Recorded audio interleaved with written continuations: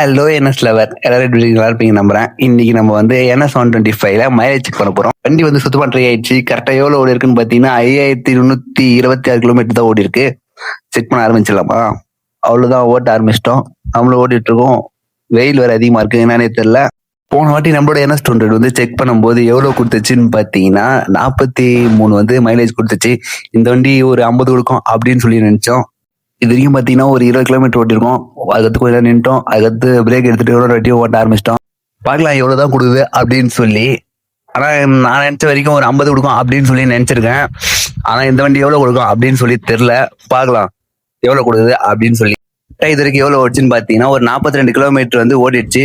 இன்னும் ஒரு 6 கிலோமீட்டர் கொடுக்கும் அப்படின்னு சொல்லி நான் நினைச்சிட்டு இருக்கேன். ஆனா இப்ப அடைக்குது என்னன்னு தெரியல. அடைக்க ஆரம்பிச்சிருச்சு. கரெக்டா நின்றுடுச்சு.